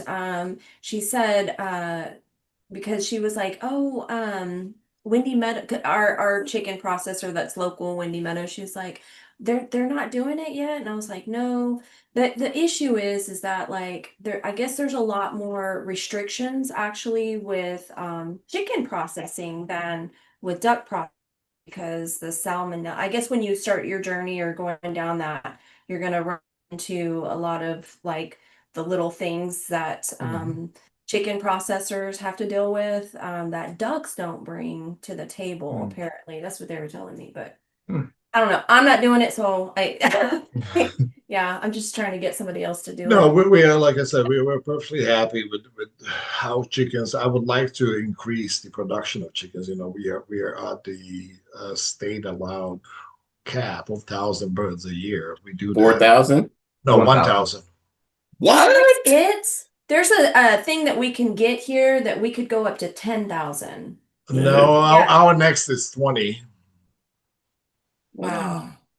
Yeah, there's some certification thing that we could get here if because it's 1,000 also, but then there's It's 2,000. Oh yeah, it's 2,000. And it's 2,000 animals, whether you do poultry or rabbit. They included rabbit in that. I was like, what? For the direct consumer. Yeah. But there is a certification we could get to go up to 10,000. Probably Uncle Sam wants his in Texas. I know every state's different, so yeah. So yeah, well, once we have that building, so part of, like I said, part of the building will be processing it because we already have, restaurants approaching us for the chickens, and that's why we don't cut up our chickens. I know maybe profit margin would be higher, but I have no problem selling my birds. We are at $5.50 a pound now for the chicken. It's disappointing when because I mean we have friends that I feel like they're kind of like chained to some wholesale situations that I wouldn't want to do. We make a lot more direct to consumer. Yeah, that's what I mean. We do, yeah, all of our sales we do it on our own direct to consumer, and that's what allowed us to grow as fast as we've been able to, because I'm maximizing all my profits and I'm keeping all the profits here. Yeah, doing wholesale to a chef or something like that is, I don't know. It's not something I would want to do. Yeah, if I'm producing, 10,000 birds a year, yeah, absolutely. Yeah. But I think that I rather, we are here hour and a half to DC, we're hour to Richmond, Fredericksburg is half an hour away. I think that we have enough population around us that even then, if we increase our production, that we can still, do delivery service and sell locally, still direct to consumers, and maximize our profits even more. I was going to ask you if you were going to do deliveries. Okay. Yeah, we've done deliveries of flowers. We did cut flower garden. We did on the slower days. We would do deliveries our own, but like you have to, with all of this, you have to kind of see where do you put your time to, and it's always been. What was it? When did we stop flowers? 3 years ago. 2 years ago we stopped flowers. So we planted this beautiful cut flower garden, and we expanded so much that we had no time to cut flowers until end of the flower season. I didn't realize, I was like, I can pay somebody to cut the bouquets and we'll split the profit. I can at least get something out of it. And but I'm seeing I have to pay somebody to cut the flowers. I'm not looking at it. They're going to make their money if they cut the flowers. They're going to sell the bouquets, and there's that money. But I didn't see that right away. It was just I'm seeing the negative that's going out before even. So realizing those. So nobody made money. So nobody made money, and flowers went to waste, and we lost money on flowers. So did y'all 86 the flower business then? Yeah, we did. I would like to get in some flowers. People still ask for fresh bouquets. We try, we have a great, we've been lucky enough that we have a great Amish community that is fairly close by. It's in Maryland, about 45-minute drive. We supplement some of the produce that we get from there. And we are honest with people. People know where we get the produce, because there was just no way for us to keep up with the demand for the produce that what do we grow? We label our produce. This is grown here. This comes from Amish farms, and people love that. And like you mentioned earlier, being open with people, letting them know there's no hard feelings with anybody. Nobody gave us a side eye. Oh, why are you bringing Amish produce here?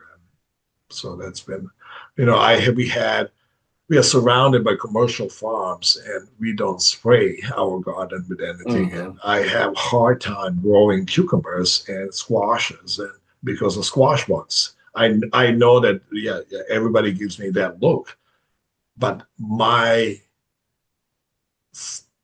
plants this big, they're already covered in them. So as soon as they get out of the ground, and because it is basically an all-you-can-eat buffet for the tomatoes grow amazingly. I'm fine. I don't need to spray them with it. They do, but cucumbers I cannot. So for the first 2 years, I was squash bugs kill our cucumbers, and people after a second year, I was like, get it together, man. Get us some damn cucumbers. And I'm like, I cannot grow cucumbers. Like, as embarrassing as it's to say, I cannot grow them in the amount that I need them. And I'm like, and I found out about Amish farm. I was like, what if I bring the cucumbers from Amish? They're like, we don't care. Just bring us cucumbers. We just want the cucumbers. Like that's been our adjusting to that. We had the corn. We could, yeah, Yeah. I gave up on the corn. I was like, I can't grow it to save my life. But I found out with with the squash, she was growing. What was the name of that? Zucchino rampicante. That and then growing squash around after June has been more successful because that's when I guess the eggs and stuff of the squash bug pretty much die off, and so around August was where we'll plant our second wave of squash and have no issue. So maybe it might be just time. I'm not sure where what y'all zone. It could be August, might be July, since y'all a little bit y'all frost zones starts at a different time frame, but maybe after starting in July, but maybe try in August to see if that helps out. And then if it doesn't, then yeah, just let the Amish do it for you. Yeah, we grew watermelons. Our watermelons are always pretty good. That's how. And what's great, like squash bugs will attack them at the end when we were done with them, kind of be hitting September, and they're kind of done. You can see some squash bug damage. But for whatever reason, yeah, watermelons. We tried pumpkins. That was the same thing. It was. I want to try the pumpkins next year. It's hard because you have to plant them in for us here. You got to plant them in June, early June. Yeah, at least for us, I think we have to plant them in May. For us. They're 120 days. Yeah, they're 90 to 120. Yeah, that's their range. Yeah.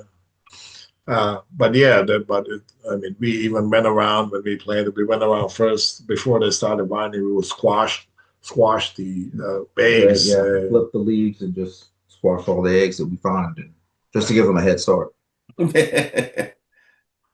So, but yeah. I was gonna ask something. I forgot what I was gonna ask. Crap.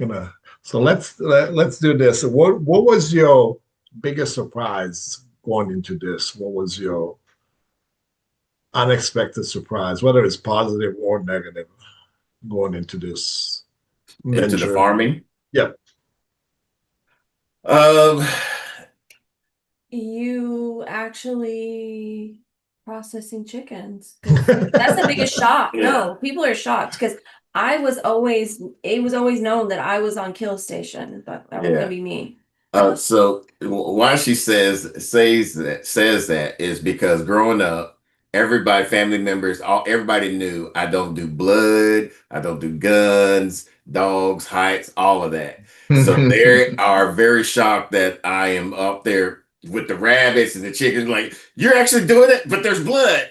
And so the story behind that was we took a chicken processing class. Well, I wouldn't even say a class. We were helping our friends out and getting a lesson in return. Yeah. And out there in Georgia. And the first time I tried to do it, she wasn't there. I was commuting back and forth to Georgia to here.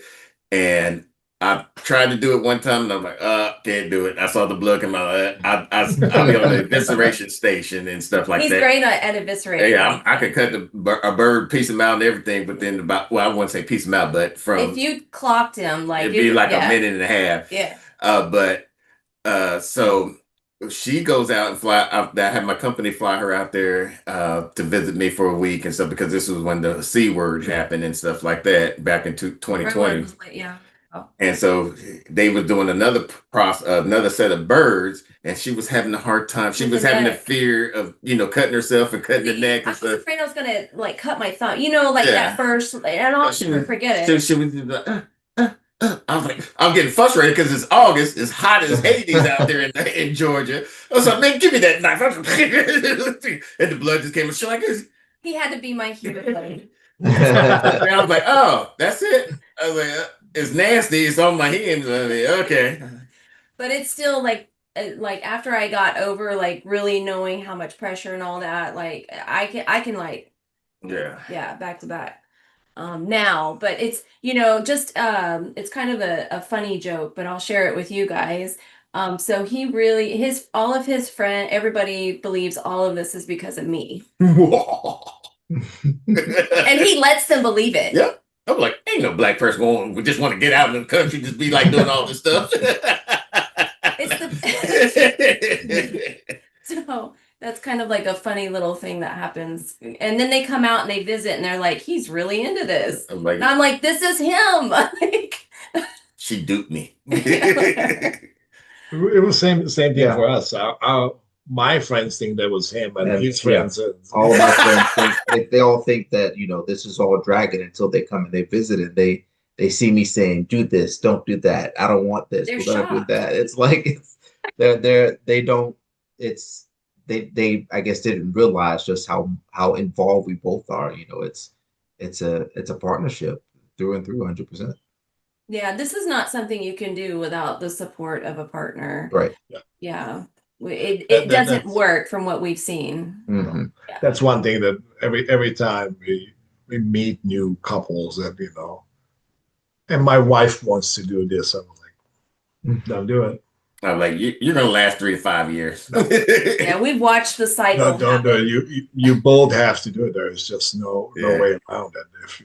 And then they see the glamourness of homestead and the The farming and romance. stuff. We have this one friend, she just started her farm. She's about 10, 15 minutes away. She just started her farm and back in March, April, and she already got donkeys, goats, the pigs, pigs. and then just looking for more animals. I was like, what in the world? You're gonna get burnt out. Because We're like, I think we're starting to like place bets on the yeah, farm. like, I give her 3 years. Yeah, I'll give her 3 years. Not to be negative, but we just seen it happen. You see it happen all the time. It's like after 3 to 5 years, they get burnt out. It's not what they thought it would be. They're losing money. I was like, you can't go into homestead and think you're going to make money on it. You have to go into this as a business. That was a big surprise. We learned that we're not homesteaders. Yeah. We're not. We're I'm like I said, I'm frugal, and you can't be frugal being a homesteader. And we never our intention was never to live off the grid, never to call ourselves a homesteaders, all that other kind of stuff. I think people initially thought that that's what we were after. We were after kind of going off into the woods and doing our own thing, but we always wanted to be accessible. We always wanted people to know where we are, how to get to us, and to be able to get to other people without a long commute. Yeah. Yeah. For us, it's been, like producing quality, like something that we really like. And then, finding our customer base that wants what we are doing. Yeah. And I didn't want to say like I'm knocking on homesteaders or anything. It's just that wasn't our mentality. Right. Yeah. Homesteaders and everything. Once we went into that business mindset, like, oh, we can make money doing this and still, eat off the land, stuff like that. Let's do it. That's more our language. Right. Yeah. Everything we tell people, everything on this farm has a purpose. Yeah. They see all these cute animals and dogs and things running around. They all have a job. Yes, they're cute and yes, they seem like you don't want to eat it, but people say, well, oh, you don't want to. Well, I have a hard time naming it. Well, then you don't. Yeah. It's not. It's That's why there's people like us. Right. It's here to fulfill the purpose at the end of the day. Yeah, and that's what we tell everybody too. Each animal has to have at least 2 to 3 jobs. So if they can't provide those 2 to 3 jobs, they can't stay on the farm. This is not a petting zoo. So, Yep. Yeah. Correct. So what's the next big step for you guys? What's the next? Well, When is I the feel store like- coming? What's the goal on the store? So I don't know about store because we're very rural and we're in a low income area. And we're about an hour and a half to 2 hours from the Dallas metropolitan area. So a lot of our friends won't. I don't think they would. They would, but not on a constant basis. Feel like for us, it's been, as I mentioned before, it's like we'll do something and then we kind of like learn another. It's been like a pivot. This is our first season doing any farmers markets. Oh, okay. Totally against it at first, and now she's like, "Oh, okay." Well, and we realize I have a value there too. Like I'm good at sales. Like I get paid to be social for my job. So like I'll like don't have problems in the farmers market. So we're really finding our customer base that likes us. And getting to the point that we're just doing like a monthly like delivery service of our products at the dollar amount that is best for Go us. through. Yeah. Mhm. Yeah, so we're launching a subscription box next month or package, whatever, next month, and going to see how that goes. We're always constant, Is like that for y'all next season or is that for? for next season. Yeah, we're launching it next month to kind of get some people to uh buy into it and stuff like that. And go, we still have a lot of products. We got 3 pigs that we're about to pick up probably in a week or two from now. We got 4 sheep. We're going to start processing those about 2 months from Easter because we learned this year that we should have done that because a lot of people preparation was for Easter. asking, "Hey, anybody got a leg of lamb, this and that for Easter?" I'm like, I just kind of ate it. But I mean, we sold like Oh yeah, lamb. we did a bundle deal for to prepare folks for Easter. Like, hey, if you want to be something fancy for Thanksgiving instead of turkey, we got a leg roast right here or shoulder roast. So we did very well with the lamb products this or today I should say. And Yeah. I've been introducing the idea because something I do, like being foodies, some extra stuff like for my chili, I always do ground lamb with some ground pork, and it just adds this really great flavor, not only just to our chilies, but when I do spaghetti as well. And so I was talking to customers about it today, and they just started buying the combo so that they could go and make it themselves because they never. Which farmers markets do you guys do? We're doing 4 farmers markets. One farmers, Lucas, they do the first or second and fourth weekend of each month. The Wiley's Farmers Market, they do the first and third weekend or Saturday, not weekend, Saturday of each month. Levon, Sunday one. the Levon is the third Sunday of each month, and then Mike do Melissa next year. That one is from, I think it's from 4 to 8. It's been a great way to meet and talk with customers. Mhm. We have a little dot card. We have them scan the card to like download the The website and all of our social medias on there. And then we also have we've been surprised at how many people are signing our newsletter. well, our sheet, Yeah, yeah, to get on the newsletter, and I just let them know, hey, we're not spamming. I don't like to be spammed. It's just going to be information like where we're going to be, what we have, especially if you're interested in a monthly delivery. And I'm so horrible about it. we're starting to get, but we have people that are super interested in it, and I've intentionally put out little water bowls, and when I see a dog walking, I'm like, hey, we have some water over here for your dog, and of course it's conveniently right in front of our dog treats. And I always have like free dog treats, to give them, and like that's been selling really good for us. Yeah, that was something that happened That by was accident. accident, Yeah. We have one of our friends that we met through Apple. He was selling pet treats, and so we was like, we got all these chicken feet, livers, and hearts. Let's dehydrate them, see if they sell. I We mean, get a lot more for it dehydrated as a dog treat than we ever would. yeah, because normally for livers and chicken hearts is like $6 a pound, and we could do for 2 ounces for $10. So I was like, all right. Yeah. Yeah, but that's been networking through people that we've met that are ahead of us. So we're constantly trying to learn from people that are doing it better, that are not even competition with, we're not in competing areas. We just want to lift each other up. Yeah. We do a monthly meeting with other business like-minded folks. Farmers. Awesome. Yeah. Yeah, and we all like, talk We- about we- different ideas. Yeah, different ideas. We at the beginning of the year we set everybody has their goal that they have for the end of the year, and we kind of cheer each other on Hold each other accountable. Like, where are you at doing this? And it's kind of nice. We do like a Zoom meeting Yeah. That's monthly. awesome. or Yeah. teams. It's a Yeah, teams. yeah, it's teams. Yeah. So Awesome. it's good hearing from other people. Mhm. Yeah, especially when Yeah.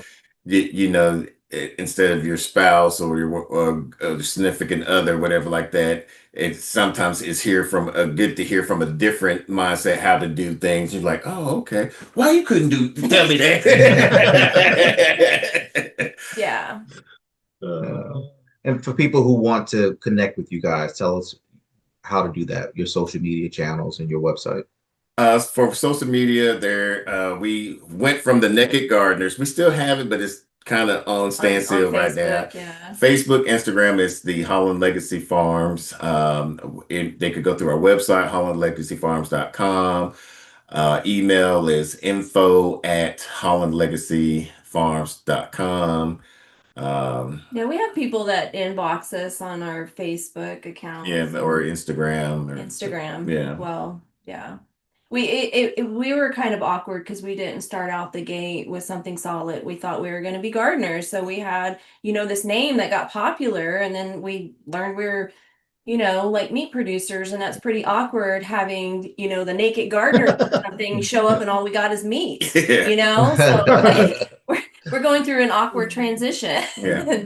A lot of it, I still get folks commenting, are you still doing the YouTube? Even when we first got here, people Googled us and They were scared. they were scared that we were going to be naked gardeners out here because there was actually a nudist colony not too far down the road, and they thought we were trying to bring back the nudists. I was They like, started investigating us. yeah. And so now every blue moon when they see me working out in our dead garden out here, they're like, hey, we were wondering if you're done with your YouTube and your garden and stuff. I had a beautiful garden right here. I was And like, they love it. yeah, but I was like, yeah, we got You just missed it. You just missed it. yeah, like we got kind of busy. These animals kind of take a lot of our time now. So. Yeah, we have to find balance with that because I mean I do miss having like the garden. We're not gonna do it on a huge. It just won't be just be for us. For me. Yeah. Yeah. But the meat production is going to be for customers. Yeah. What do we scale them out? How many chickens we doing next year? I want to do at least 350 to 500. That's what I'm pushing for. That's including Cornish cross and American breast. Oh, all together? Yeah. We were almost there with all of them right now. Yeah, we're at 350. Yeah, we're about 350, 400. Yeah, something like that. From our experience, I would definitely strongly suggest smaller batches, more frequent. How much easier it gets because it's not a big burden that you're butchering 60, 80, 100 birds. Oh my God. But you guys are not butchering yourself. But even moving them around, even all of it just became, I don't know, it just became so much easier. Like it's never a hassle. It's never, it's never a hassle. And we still do, like I said, we still do 1,000 birds a year. But it just became so much easier. Like our plan was this year to do about 120, about 120 every 4 to 6 weeks. But like I said, that doctor stopped traveling as much to delivering our product, so our stuff wasn't moving as fast. So I was like, we had like 1, 2, 3, 4, 7 to 8 freezers full of products and it wasn't moving. And I was like, well, we're gonna have to do farmers market. And like I said, she was totally against that first, and then I'm emitophobic. Yeah, but I was like, it's a marriage. We got to either move this product or something, So, but after that, now I was like, okay, so I really like it now. Yeah, so good. And I'm about to sell you. but now that if it continues to do better for these farmers market, we're gonna start in April. I'm not gonna push to get any chickens until probably the middle to end of April because our pasture we average about 46 inches of rain each year, and most of that is in the springtime. And just an inch of rain, our pasture does get flooded, and we lost. Oh wow! Yeah, we lose a lot of birds because we try to be try to get earlier and earlier, and just that we get sometimes unexpected rain and lose 20, 30, 40 something birds. I'm like, oh, and then we're in the house blow drying them, trying to keep some of them alive and stuff. I'm like, I'm not doing that anymore. I'm gonna wait till the rain stops and stuff. And that way I don't have to the spring rain stops. That way I don't have to worry about that mess anymore. And then to that point, like all of us, I know where you guys are, like some people are really successful, like in different areas, like what works for you might not work for us, and like vice versa, because we have different environments that we're battling different issues on. So sometimes we'll hear, like people say certain things, and I'm like, well, you just don't know what we're dealing with. Like it's different environments, Yeah.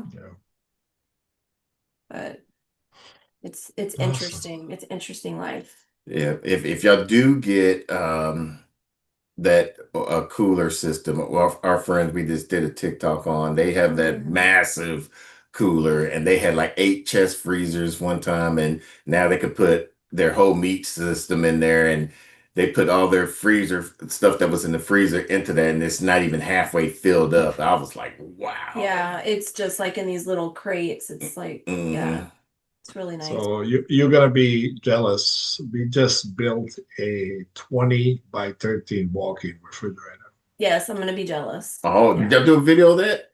No, we didn't. Oh, then it never happened. No, we did. We stopped doing the projects. We stopped. Kevin can touch on that. Why we stopped doing that? But did y'all have it by a cool bot, or y'all actually have an evaporator? Cool bot, yeah. Okay. Cool bot, yeah. Cool bot. Why'd y'all stop it? No, we stopped doing the project-based videos because Oh, okay. it was just. It's too much. So yeah, it's The the editing, project the takes four time. times longer because I didn't catch this now. Oh, I need to redo it. That was making me want to quit, actually. Same. We were arguing. It was just every project became. I couldn't edit it good enough to his level or whatever, and I was like, let me go find you a different wife or something. Like, I'm out. Yeah, it was frustrating. Yeah. Our snippets that we do now, it's a lot easier, it's a lot more free flowing. We literally just take the phone out of your pocket and go. And you catch it, and you catch moments, and you miss moments, but that's farm life. Yeah. I will only catch stuff in action, when I'm doing it, never when she. Well, you have a phone too. You don't capture me doing stuff. Because I capture Sound myself. familiar? Sound familiar to Not at you? all. So I capture my own stuff. You see? I capture my own stuff. So. I pushed a button, didn't I? He loves to say, Nobody the No, camera I'll only comes capture out him. when I show up. Well, we have the exact same phone with the exact same technology. So just because I'm not around doesn't mean something can't get captured. Can you say that again for the people in the back? Can you say that again for the people in the back? We're running out of time. I capture stuff and do stuff in reels, like either inspirationally or I'll start asking him questions. Like he never approaches me doing that. I do that. But you don't do anything. You a lie. No, if he's missing, no. Yeah, I'll just capture him and just like start asking questions. And I, like I'll put a video out once in a while. It's usually a reel. That just fits my timeline much better. What's your biggest social media? Where are you most active? For me, I feel like my personal has blown, like I have a lot more views on my personal Instagram and Facebook. Like actually my personal Facebook, I have a lot more views that have been happening than like TikTok. Once in a while we'll have a random thing on there that gets a lot of views. I never count on it, but we'll take something and share it on the different platforms and the different accounts because we, like I don't have time to sit there and do the math of, like their algorithm. I don't care about that anymore. The algorithm right now drives me crazy. Is so sporadic. It's funny how you do the same video on one platform and then a different platform. One will blow up, another one. I'm like, what the heck? I don't have time to sit there and do it. It used to drive me crazy when I would be on YouTube. He would try to figure it out, and I was like, well, now I do it for me. Anything I do, it's for me. It's something that to pop up in my memories and because up to this point, it's been really cool to me over the past few years to have these things pop up.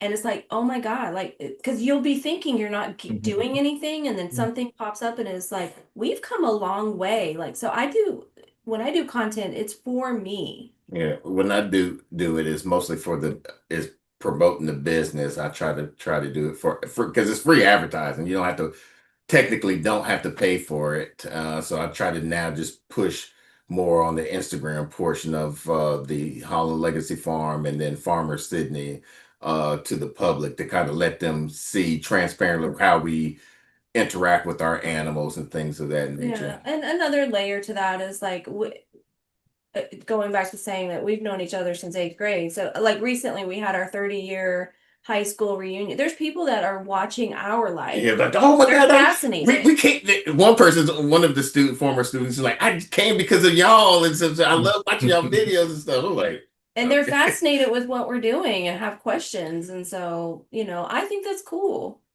I didn't know. Yeah. So. Yeah. All right, Bossman, wrap it up. Yes. Well, yeah, because we got to go do our signs. We got another market party. Yeah. We still gotta make dinner. Yeah. So it's only 9 o'clock. So. Oh yeah, you guys are ahead of us. Yeah. All right. Well, we appreciate you guys spending some time with us. We hope we get a chance to do this again soon, and even in person too at some point.